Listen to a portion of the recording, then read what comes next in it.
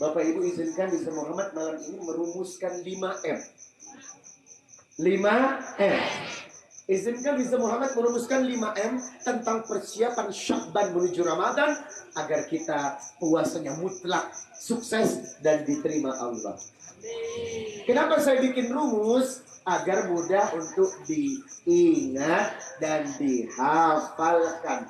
5M menuju dahsyatnya Ramadan. 5M menuju eloknya Ramadan. Apa saja? M yang pertama, mu'ahadah. M yang pertama, mu'ahadah. Apa itu? Salimul akidah, tauhid yang bagus. Karena apa? Fondasi umat. Kalau tauhidnya amburadul, maka hancur keimanan tersebut. Contohnya, kejadian terbesar sirkuit Mandalika di Lombok, di mana menggunakan jasa seorang pawang hujan perempuan bernama Mbak Rara, agama Kejawen, dan dia bawa semacam muk emas, lalu ia gunakan mangung sambil baca mantra, jangan hujan, dan ternyata banjir. Halo.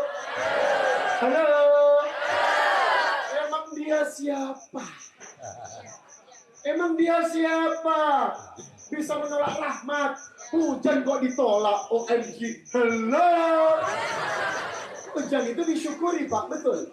Secara sunnah, ketika turun hujan, kita disunahkan membaca Allahumma sayyiban nafi'an.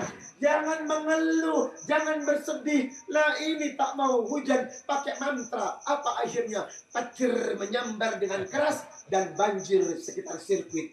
Makanya jangan melawan kekuatan Allah. Ini menandakan apa? Wahai para dukun, sadarlah. Betul? Wahai paranormal, sadarlah. Ki Joko bodoh aja udah tobat, masa lu enggak? Iya kan? Nah, siapa yang bisa melawan Allah, Pak? Tunjukkan hari ini batang hidungnya dan mukanya. Siapa yang bisa melawan kekuatan Allah? Siapa yang dengan sombong gegap gempita mengaku dirinya paling hebat? Inilah tauhid. Inilah akidah, di mana kekuatan hanya milik Allah. La haula wala quwwata illa billah. Kalau Anda ingin hujan tidak turun, jangan pakai mantra. Apalagi mantranya dibaca cincualang katok besi nggak diombah diambui muntah-muntah uak. Yang Jawa ngerti nih. Yang Jawa ngerti. Mau ditranslate nggak?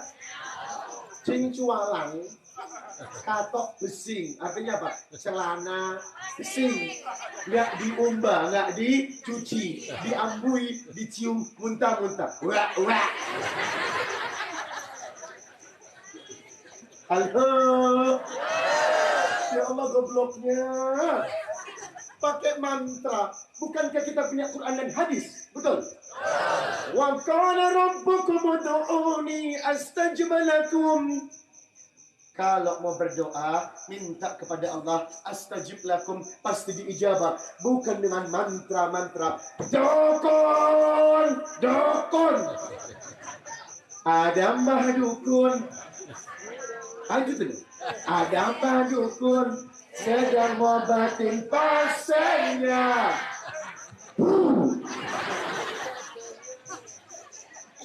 Ya Allah, Bapak tahu nggak? Amerika sudah mengirim pesawat ulang-alik ke antariksa. Indonesia masih pakai malam biru. Luar negeri, high teknologinya sudah bagus. Kita masih berkutat dengan urusan perdukunan dan paranormal. Aduh, sudahlah. Pertama, menyentuh instansi akidah. Itu yang berat menurut Allah. Bapak Ibu, Anda baca surat An-Nisa 48. Innallaha la yaghfiru ayyushraka bihi wa yaghfiru ma duna dzalika liman yasha wa man yusyrik billahi faqad iftara itsman adzima. Perbuatan syirik, mempersekutukan Allah, percaya kepada benda, berdoa dengan mantra-mantra yang tidak syariah, maka ia menentang Allah. Dan siapa yang menentang Allah, kedoliman yang paling besar untuk satu kehidupan. Syirik adalah perbuatan yang sangat mendolimi ketauhidan Allah. Sebab kekuatan hanya milik Allah. Maka seseorang yang telah menggunakan jasa-jasa tertentu yang kedudukannya menyamakan kekuatannya dengan kekuatan Allah, maka ia telah berbuat kedoliman. Maka hindari Bapak Ibu. Sadar Indonesia Muslim terbesar, tapi masih pakai paranormal. Ada yang bilang, Ustadz nanti awas didukunin loh. Kan lagi live nih. Halo.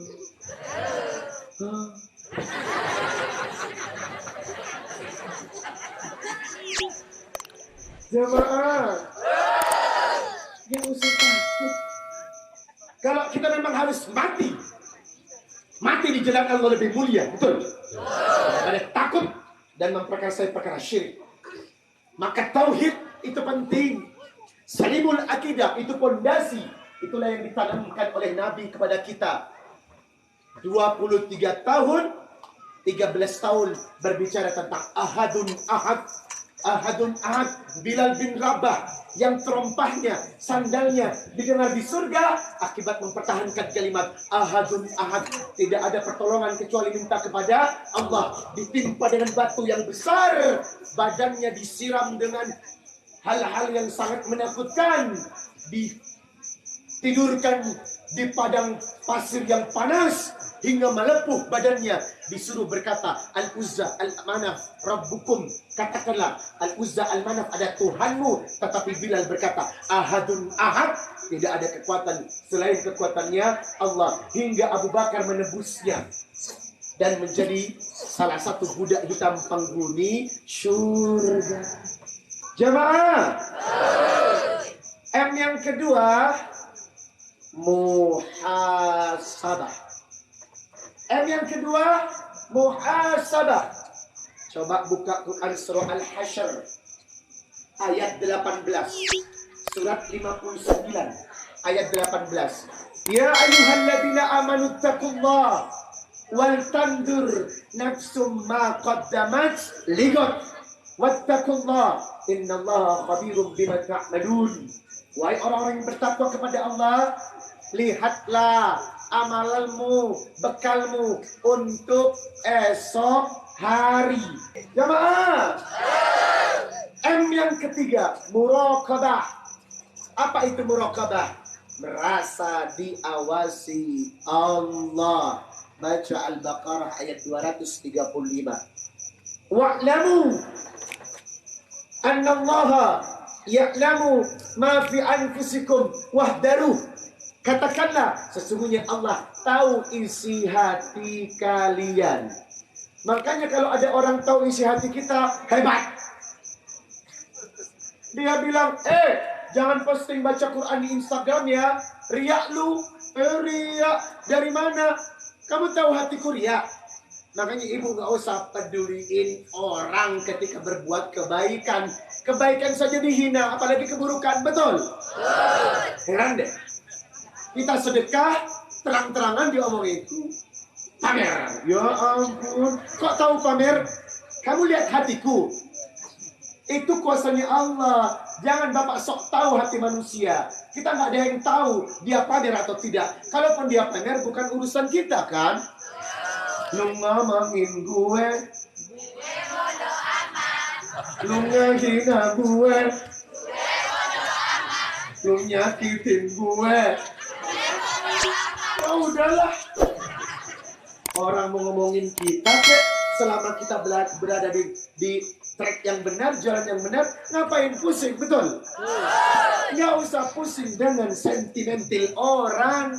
Selama Anda betul, selama Anda baik, selama Anda positif, jangan pusingin omongan orang. Kecuali kalau kita salah, betul. Kecuali kalau langkah kita tidak benar, bolehlah kita pusing untuk introspeksi diri. Selama kita benar, sementara orang ngomongin kita, bodoh amat. Sekarang saya sudah kebal, Bu. Ceramah pakai celana, salah. Yang salah itu kalau pakai celana dalam. Orang deh. Ceramah nggak pakai peci, sah. Ada gambaran begini loh.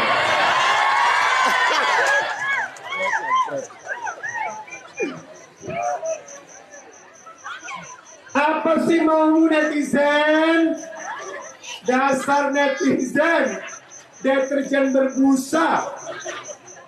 Dasar netizen, panitia surga yang sok mengatur hidup orang, sementara hidup lo lebih buruk daripada yang diatur. OMG, hello. Sekarang bingungnya adik-adik ya, netizen itu mulutnya lebih pedas dari sambal, ya enggak? Lebih tajam daripada pisau. Kok ngurusin orang itu loh? Lawang dirinya nggak benar. Orang yang baik tidak akan pernah melihat orang buruk, betul? Orang yang baik justru melihat dirinya penuh dengan kekurangan, sementara memandang orang penuh dengan kelebihan agar tidak berburuk sangka. Itu ajaran Quran. Ya ayyuhalladzina amanu jtanibu katsiran minadh-dhann inna ba'dal itsmi wa la tajassasu wa la yaghtab ba'dukum ba'dha. Al-Hujurat ayat 12. Jangan mudah berburuk sangka, jangan menyakitin orang, jangan ngomongin orang. Memang begitu aturannya. Tetapi netizen Indonesia ini paling suka ngurusin orang lain. Jemaah. Yang keempat adalah mu'aqabah. Menghukum diri sebelum Allah menghukum Anda. Jemaah, Nabi berkata, kullu bani Adam khata' wa khairu khata'in at-tawwabun. Setiap manusia kerap berbuat salah. Setiap manusia kerap berbuat dosa. Tetapi yang paling hebat bukan yang tidak pernah berbuat dosa, karena tidak ada ceritanya manusia bersih dari khilaf dan salah. Betul? Yang baik adalah kau sadar kesalahanmu dan mau memperbaikinya. Dengan cara apa? Mengikop diri, menghukum diri sebelum Allah menghukum kita. Jamaah, Umar bin Khattab pernah ketinggalan sholat Asyar berjamaah. Umar bin Khattab pernah ketinggalan sholat Asyar berjamaah. Gara-gara ngurusin kambingnya. Nangis, Pak. Dia bertobat kepada Allah. Ya Rabb, aku tidak akan meninggalkan lagi sholat Asyar berjamaah gara-gara kambing ini. Ya Rabb, aku ikut diriku, aku hukum diriku, aku sedekahkan kambing-kambing itu. Hanya gara-gara kambing itu, aku meninggalkan sholat Asyar berjamaah. Apakah Bapak pernah menyesal dan menghukum diri gara-gara tidak sholat berjamaah?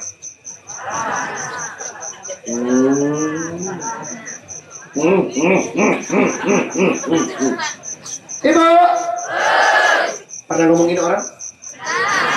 Apakah ibu pada menghukum bibir ibu gara-gara ngomongin orang? Inilah proses ajaran Rasul, Pak. Hukum diri Anda sebelum Allah menghukum Anda. Agar apa? Kita taubatan nasuha, tidak mengulangi kesalahan yang sama. Jangan tobat sekarang, tobat besok umat. Jamaah. Yang kelima, mutaba'ah, evaluasi diri. Senantiasa melihat apa yang sudah kita kerjakan dari awal sampai akhir. Apa keputusan dari Allah yang diberikan Allah kepada kita.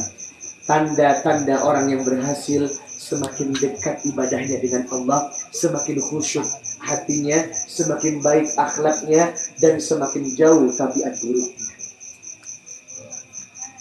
Itulah 5M. Mu'ahadah, muhasabah, muraqabah, mu'aqabah, mutaba'ah. Siapa yang bisa mengerjakan ini di bulan Sya'ban, insya Allah akan sukses menyambut datangnya bulan Ramadan. Alhamdulillah.